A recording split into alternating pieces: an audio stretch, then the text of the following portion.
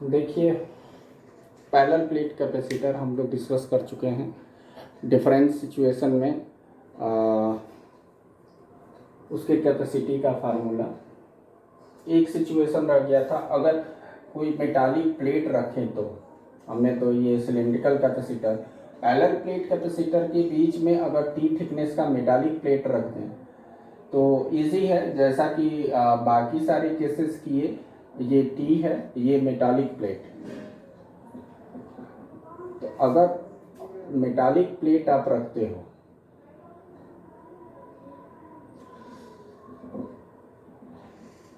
Metal की अगर plate रखते हो डाइलेक्ट्रिक स्लैब की जगह, अब ये कंडक्टर हो गया, तो क्या करेगा भाई, अगर यहाँ पर आप प्लस क्यू देते हो, यहाँ माइनस क्यू, इस सिचुएशन में यहाँ इलेक्ट्रिक फील्ड जनरेट होगा, जस्ट इसके अपोजिट डायरेक्शन में ये इलेक्ट्रिक फील्ड जनरेट करने लगेगा और तब तक चार्ज इसमें ट्रांसफर होता रहेगा जब तक कि इसमें इलेक्ट्रिक फील्ड क्या ना हो जाए, ज़ीरो।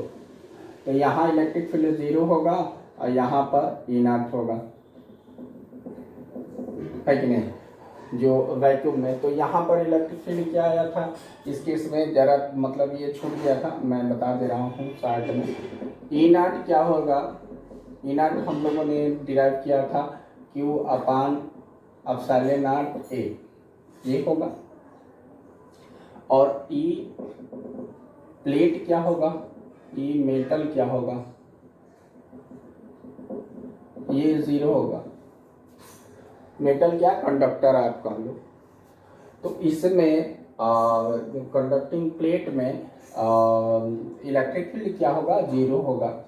तो नेट पोटेंशियल डिफरेंस बिटवीन, अगर इसका V प्लस है, V माइनस है इसका, तो आप कैलकुलेट करना चाहोगे तो V प्लस, हम जानते हैं कि ये जो भी एयर है उसमें इनर्ट होगा।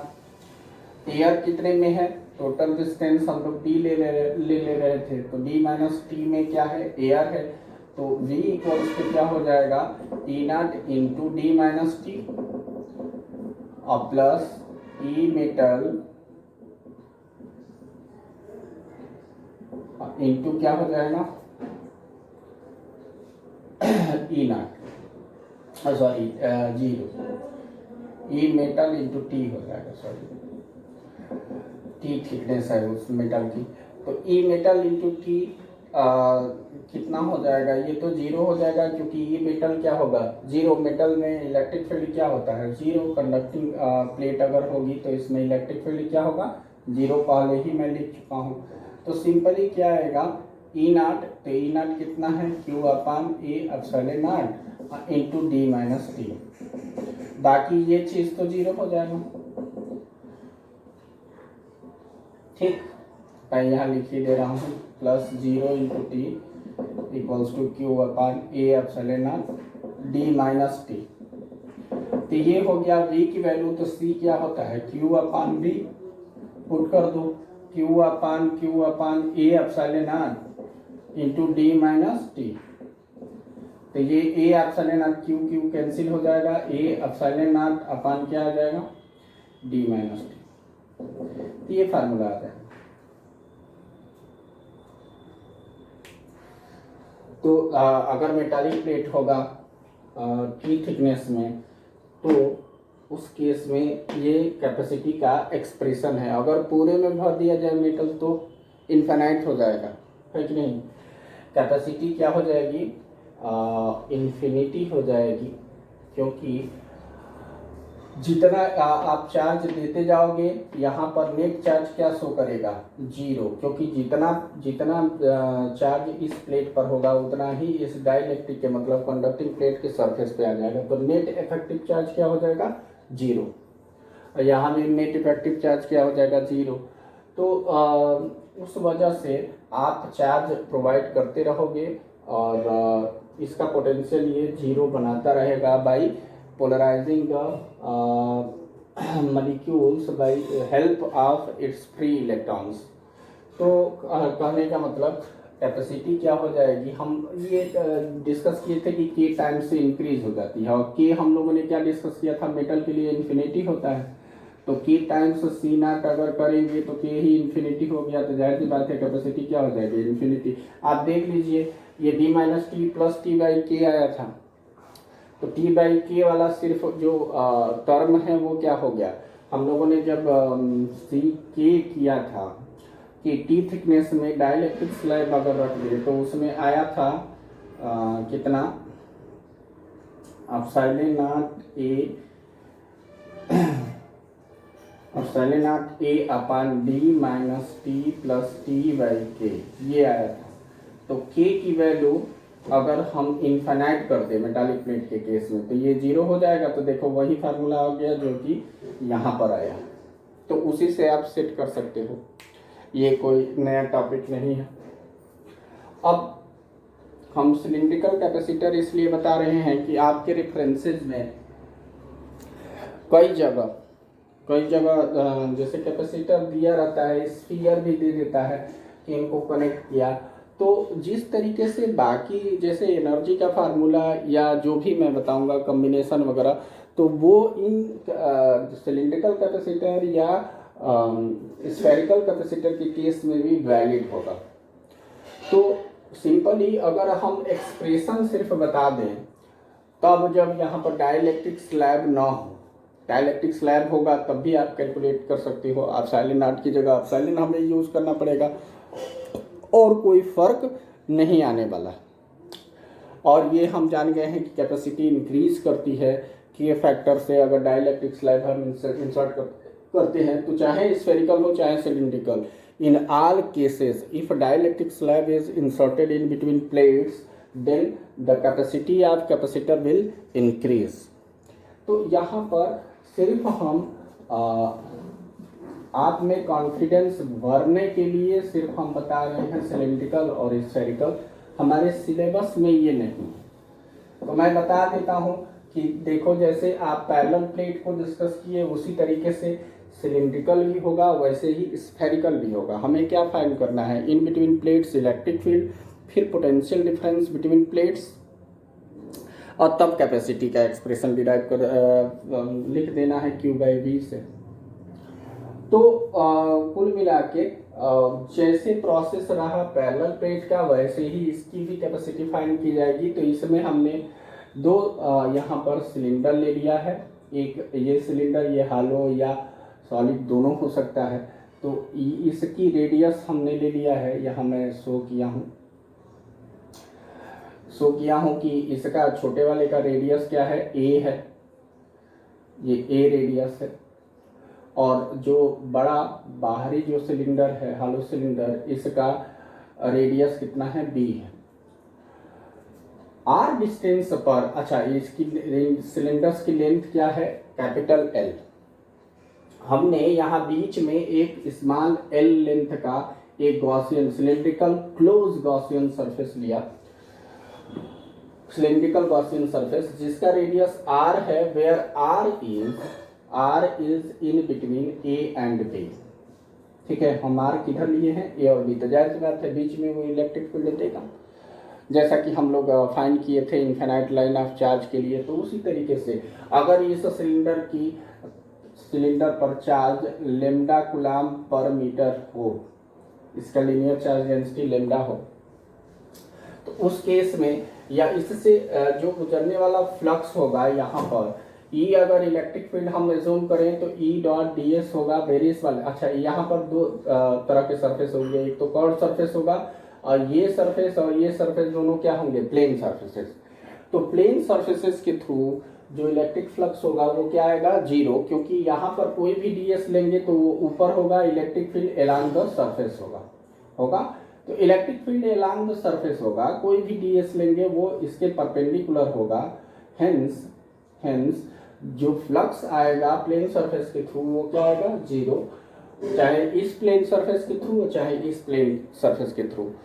और यहाँ सिर्फ फ्लक्स आएगा कर्व सरफेस के थ्रू। तो नेट फ्लक्स कैलकुलेट करेंगे तो प्लेन सरफेस वाला हम 0 लिख देंगे डायरेक्ट, या एक बार हम लिख दे रहे हैं यहाँ पर हम कर्व सरफेस के थ्रू अगर इलेक्ट्रिक फ्लक्स कैलकुलेट करना चाहें तो d phi curve D phi chord equals to क्या होगा, आप देखिए इलेक्ट्रिक फील्ड और डी एस वेक्टर दोनों पैरेलल टू ईच अदर हैं, आप क्या लिखोगे, ई मतलब हमने डी एस जो लिया है वो कहाँ लिया है, कॉर्ड सरफेस पे एक छोटा सा differential area on the Gaussian surface, ठीक है। तो ये दोनों पैरेलल हैं तो ये ई इंटू डी एस हो जाएगा सिंपली, जैसा कि फिगर में मैंने दिखाया है। ये पॉजिटिव चार्ज है, यहाँ पर इलेक्ट्रिक फील्ड, ये नेगेटिव चार्ज है, तो जाहिर सी बात है रेडियली आउटवर्ड होगा, रेडियल। अच्छा एक बात और ध्यान देने वाली है कि यहाँ पर कि ये जो सिलेंडर होना चाहिए वो वेरी लार्ज होना चाहिए और जो एल लिया हूँ वो वेरी स्मॉल होगा, ठीक है। Small L is much less than capital L, तभी बीच में यूनिफॉर्म हमें इस तरह की सिचुएशन मिलेगी कि इलेक्ट्रिक फील्ड का जो मैग्नीट्यूड होगा वो कांस्टेंट होगा। अदरवाइज अगर फाइनाइट लेंथ के लिए लेंगे तो वो वेरिएबल, उसका मैग्नीट्यूड भी क्या हो जाएगा, वेरिएबल हो जाएगा, ठीक है। तो यहाँ पर E इंटू डी एस हो जाएगा D phi curve, E dot D S equals to E into D S. अगर नेट फ्लक्स कैलकुलेट करें कर्व सरफेस के थ्रू, फाई कर्व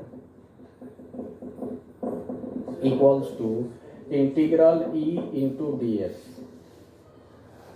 इंटीग्रेट कर देंगे तो हमें नेट फ्लक्स आ जाएगा कर्व सरफेस के थ्रू। अब जरा देखिए तो E इंटू अगर डी एस करें कर्व सरफेस का इंटीग्रेशन, तो इसके कर्व सरफेस एरिया आएगा इस सिलेंडर का जो कि गॉसियन सरफेस लिया हूँ, और गॉसियन सरफेस जो लिया है उसका रेडियस मैंने क्या दिखाया है, स्मॉल आर। तो स्मॉल आर रेडियस दिखाया हूँ तो E इसका सरफेस एरिया क्या हो जाएगा, देखिए अगर आर रेडियस का ये सिलेंडर है, आर रेडियस है और हमें कर्व सरफेस एरिया अगर फाइंड करना है तो 2 पाई आर इसका पेरीमीटर हो जाएगा, एल इसकी लेंथ है, तो 2 पाई आर इंटू क्या हो जाएगा, एल। तो सिंपली हम लिखेंगे 2 पाई आर इंटू एल कितना हो जाएगा, ई इंटू ये डी एस क्या हो जाएगा 2 पाई आर इंटू एल। अच्छा अब प्लेन सरफेस के थ्रू फाई प्लेन कितना हो जाएगा,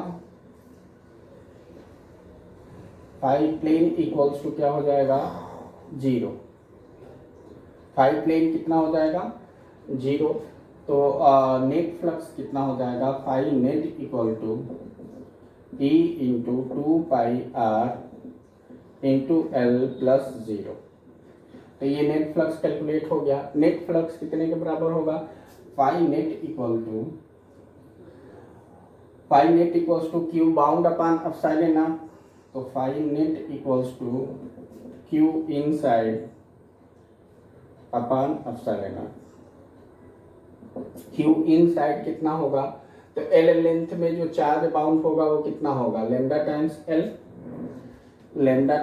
एल, क्योंकि सरफेस चार्ज डेंसिटी क्या है, lambda, sorry linear charge density कितना है, लेमडा। तो लेमडा इंटू एल अपान क्या हो जाएगा, एप्सिलॉन नॉट। और इसकी वैल्यू पुट कर देते हैं पाई नेट की, कितना है E into 2 pi R into L.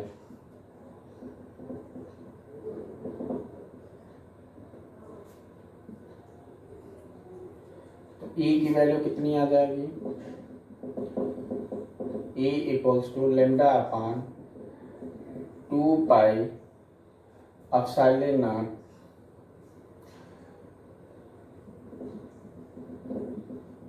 ये तो इलेक्ट्रिक फील्ड हो गया। अब इलेक्ट्रिक फील्ड कैलकुलेट हो गया, आपको क्या फाइंड करना है, potential difference between inner cylinder and outer cylinder. तो वो कैसे निकलेगा, डी वी इक्वल्स टू क्या किए थे, minus E dot D R. E हमें मिल गया है। अब फिर देखिए अगर डी आर डिस्टेंस हम वहाँ से मूव करते हैं तो जाहिर सी बात है डी आर और ई हम कह रहे हैं कि इलेक्ट्रिक फील्ड की डायरेक्शन में ही मूव करते हैं, तो वो कितना हो जाएगा, ई इंटू डी आर होगा। अब हम क्या करेंगे, हम potential difference between V minus और V प्लस कैलकुलेट करना चाह रहे हैं, तो इंटीग्रेट कर दें इसको dV को, कहाँ से कहाँ तक भाई, तो V plus to V minus equal to, अब इसको भी इंटीग्रेट करना पड़ेगा। तो E की वैल्यू कितनी है, E की वैल्यू पुट करो, E की वैल्यू है lambda upon 2 pi epsilon not. तो ये कांस्टेंट बाहर करो, जो 1/r है वही क्या होगा, इंटीग्रेट होगा कहाँ से कहाँ तक, तो r इक्वल्स टू पहले वाले सिलेंडर का रेडियस a या दूसरे वाले सिलेंडर का रेडियस b, बस इसको इंटीग्रेट कर देना है आपको। तो ये हो जाएगा माइनस लेमडा अपान 2π/r और 1/r dr कितना हो जाएगा, ln r from a to b। अब पुट करो, यही क्या हो जाएगा, एक्सप्रेशन फॉर पोटेंशियल। अब पोटेंशियल डिफरेंस यहाँ क्या आएगा, ये आएगा v minus minus v plus, जैसा कि हम करते हैं। तो अगर ये पलट के मैं लिख दूँ v प्लस, हमें तो पोटेंशियल डिफरेंस से मतलब है, तो v इक्वल्स टू हो जाएगा v plus minus v minus, तो ये पलट गया तो ये माइनस साइन का गैप हो जाएगा, लेमडा अपान 2π/r, ये पुट कर दो, ln क्या हो जाएगा b/a, b ज़्यादा है a से, ठीक है। ये देखो, तो कहने का मतलब पोटेंशियल डिफरेंस जब आ गया तो आप कैपेसिटी का फार्मूला आराम से लिख सकते हो, C इक्वल्स टू कितना आ जाएगा, Q/V। तो C इक्वल्स टू Q/, अब समस्या है Q हमें फाइंड करना है किस पर, Q हमें फाइंड करना है बड़े वाले सिलेंडर पर, तो वो कितना हो जाएगा, लेमडा टाइम्स कैपिटल L, ठीक है। Q किस पर, बड़े वाले सिलेंडर पर जिस पर पॉजिटिव चार्ज है और पूरे सिलेंडर की लेंथ क्या है, कैपिटल L हमने लिया है, तो lambda times L upon lambda upon 2π/r ln b/a। अब इनको करो कैंसिल, आ गया एक्सप्रेशन कितना भाई, तो 2π/0 L अपान ln b/a आ गया। अब देखिए ये किस बात पर डिपेंड कर रहा है, लेंथ पर डिपेंड कर रहा है, लेंथ पर डिपेंड कर रहा है और रेडियस पर डिपेंड कर रहा है, मतलब जाहिर सी बात है इसके शेप और साइज पे डिपेंड कर रहा है, जो कि पहले ही हम लोग बात किए थे कि capacity of capacitor depends on physical shape size of the coatings, मतलब प्लेट्स के फिजिकल शेप साइज पर डिपेंड करेगा। तो वैसा आ रहा है, देखिए। अब इसके बाद स्फीयर, स्फेरिकल अगर हो तो स्फेरिकल कैपेसिटर देख लीजिए,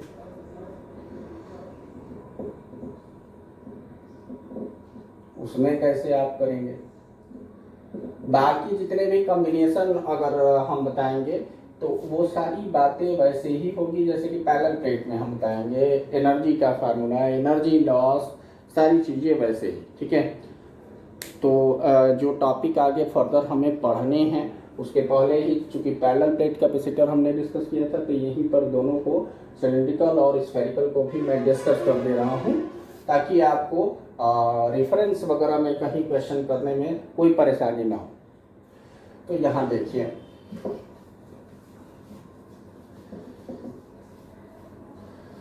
अब स्फेरिकल अगर होगा तो देखते हैं, उसमें 2 स्फीयर होगा, बाहर वाले को हम क्या कर देंगे, अर्थ कर देंगे, अंदर वाले को पॉजिटिव चार्ज दे, तो अंदर वाला सॉलिड स्फीयर हो सकता है, कंडक्टिंग, ठीक है, कंडक्टिंग लेकिन लेना है, इसमें भी जो सिलेंडर थे वो क्या थे, कंडक्टिंग, हमें स्फीयर भी लेना होगा। आप इसको स्फीयर को चाहे हालो लो चाहे सॉलिड लो, लेकिन इसको पॉजिटिव चार्ज आप प्रोवाइड करो, बाहर वाला स्फीयर हालो स्फीयर होगा, ये फिक्स है। इसको पॉजिटिव चार्ज लो और इसको नेगेटिव, इस पर तो हमने कहा था कि ये इंड्यूस्ड होता है, हम देंगे बैटरी से जब कनेक्ट करेंगे तो दोनों को करेंगे, बैटरी हम दोनों को कनेक्ट करेंगे, फिर आफ्टर चार्जिंग हम इसको क्या कर देते हैं, अर्थ कर देते हैं, तो इस वजह से सिर्फ इस सरफेस पर negative charge due to induction show करता है। यही सारी व्यवस्था के बारे में हम लोगों ने शुरू में डिस्कस किया था पैरेलल प्लेट में। तो इसमें इस तरीके से होगा, क्या दिक्कत है, इसका रेडियस एज्यूम कर लेते हैं कि ये है, जैसा कि सिलेंडर में हमने किया, ये रहा A और ये रहा B, इसका रेडियस क्या है B। अब क्या करेंगे, हमें फाइंड करना है इलेक्ट्रिक फील्ड, ठीक है। तो इलेक्ट्रिक फील्ड अगर यहाँ फाइंड करना है तो फिर क्या गॉस लॉ अप्लाई करना पड़ेगा, जैसा कि मैंने किया सिलिंड्रिकल के केस में। तो यहाँ एक गॉसियन सरफेस लेंगे, कितने का भाई, तो स्मॉल आर रेडियस का। फिर हम आर को क्या लिखेंगे कि आर ग्रेटर देन ए और lesser than B, in between A and B. ठीक है, यहाँ पर मान लीजिए क्यू चार्ज है इस स्फीयर पर, ठीक है, प्लस क्यू चार्ज, क्या कहूँ, इस पर प्लस क्यू चार्ज दे दिया, यहाँ माइनस क्यू। ठीक, कोई समस्या है नहीं। अब यहाँ पर कोई गॉसियन सरफेस पर very small surface differential surface लेते हो ds, तो जाहिर सी बात है इस पर पॉजिटिव चार्ज, इस पर नेगेटिव, तो इलेक्ट्रिक फील्ड भी इसी डायरेक्शन में होगा कहीं भी।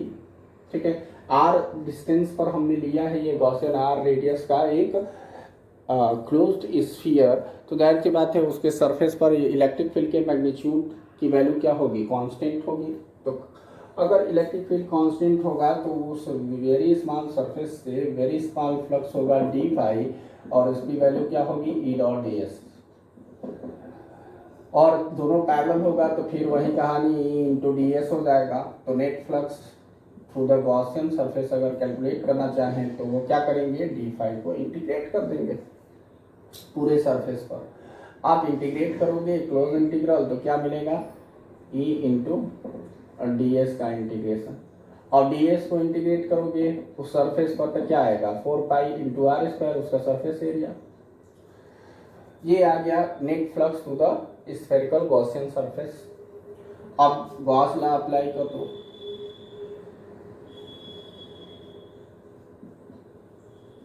applying Gauss's law we get क्या, net flux phi equals to phi net equals to क्या, Q inside upon epsilon naught, बस यही लगाना है। तो चार्ज बाउंडेड चार्ज कितना हो जाएगा, जो इस पर चार्ज है तो टोटल क्यू ही हो जाएगा, तो क्यू अपॉन एप्सिलॉन नॉट, और फाई नेट कितना कैलकुलेट किए हो, E into 4 pi R square लिख डालो, E into 4 pi R square equal to this much, तो E इक्वल टू कितना हो जाएगा, Q upon 4 pi epsilon naught R square. आ गया इलेक्ट्रिक फील्ड। अब क्या फाइंड करना है, पोटेंशियल डिफरेंस दोनों स्फीयर के बीच में, तो आते हैं।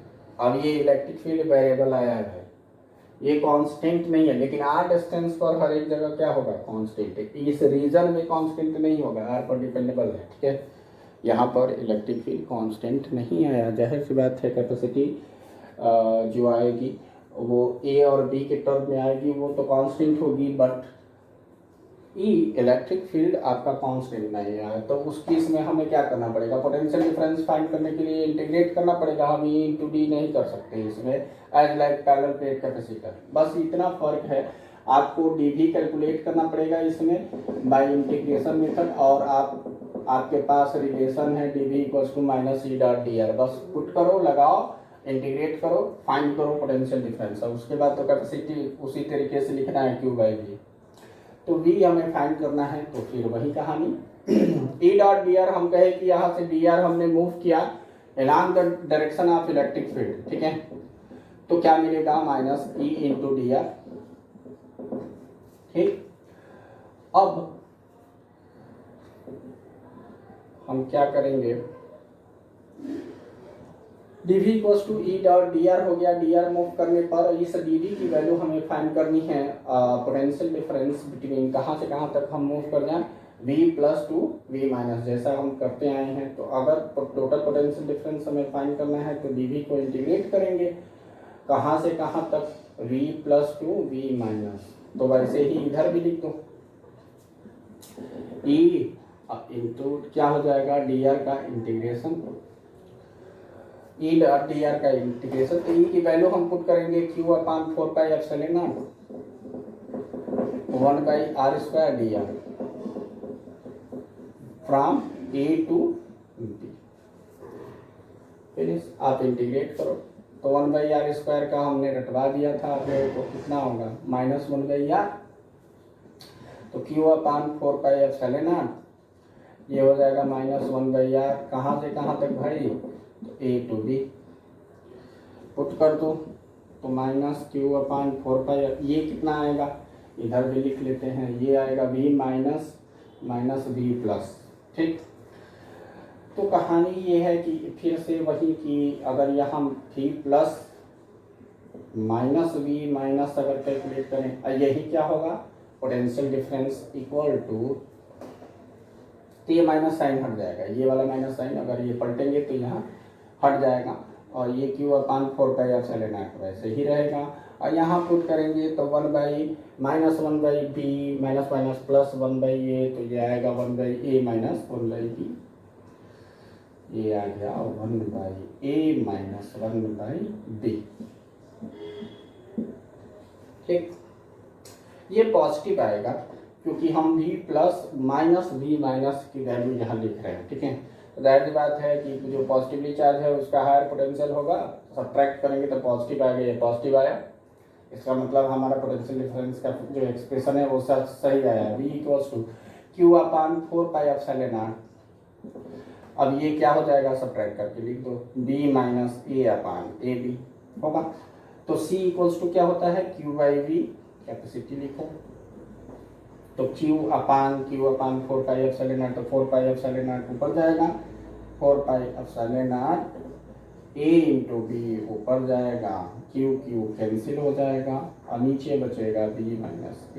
देखिए ये फार्मूला आ गया। अगर दो कॉन्सेंट्रिक स्फीयर हो, स्फेरिकल कैपेसिटर में कॉन्सेंट्रिक स्फीयर्स ही होते हैं, इसमें कोटिंग्स भी होते हैं, और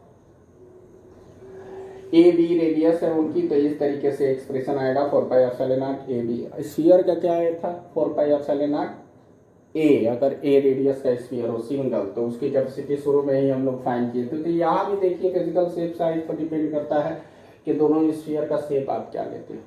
लेकिन अगर बी को इनफाइनाइट अगर कर दो, बी को इनफाइनाइट कर दो, तो यहाँ पर देखो बी मतलब दूसरे वाले स्फीयर को हटा दो, तो 1/b ये क्या हो जाएगा, 0, ये 0 हो जाएगा, तो Q upon 4 pi epsilon not a potential difference हो जाएगा किसका, अगर v नेगेटिव को इन्फिनिटी पे भेज दो तो v इन्फिनिटी क्या हो जाएगा, 0, तो v प्लस जो होगा वही पोटेंशियल डिफरेंस हो जाएगा बिटवीन प्लेट्स।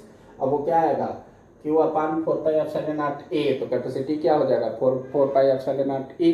आप यहाँ से भी इस फार्मूले से भी फाइंड कर सकते हो, इस AB में AB से इस AB को इसके डिनोमिनेटर में लिखो, आप एडजस्ट कर सकते हो, ए बी को डिनोमिनेटर में लिखोगे तो b अपान ए बी, तो 1/a अब माइनस ये क्या हो जाएगा 1/b, तो 1/b, b को इन्फिनिटी अगर रखोगे तो ये 0 हो जाएगा, सिर्फ क्या आएगा 1/a, तो a ऊपर जाएगा 4 पाई एप्सिलॉन नॉट a हो जाएगा। तो when b tending to infinity then capacity will be 4 pi epsilon not a, that means दूसरा वाला प्लेट मैं वहां भी बताया था कि दूसरा प्लेट कहाँ है, मानना कि इन्फिनिटी पे है। स्फीयर के केस में सिंगल ये कैपेसिटर है जो कि फाइनाइट डिस्टेंस पर हमने रखा है, जो डिफरेंस है प्लेट्स के बीच में b माइनस ए है, तो ये प्लेट सेपरेशन को रिप्रेजेंट कर रहा है b माइनस ए, और ये ए बी दोनों का रेडियस है, मतलब फिजिकल शेप साइज पर यहाँ भी एक्सप्रेशन आया है इसकी कैपेसिटी का। और इसके साथ इन दोनों कैपेसिटर को बताने के बाद इस वीडियो को मैं यहीं विश्राम देता हूं। इसके बाद मैं बताऊंगा कॉम्बिनेशन ऑफ कैपेसिटर्स, उसके बाद energy stored on the inside region between the plates of capacitor. तो इस तरीके से टॉपिक चलेंगे।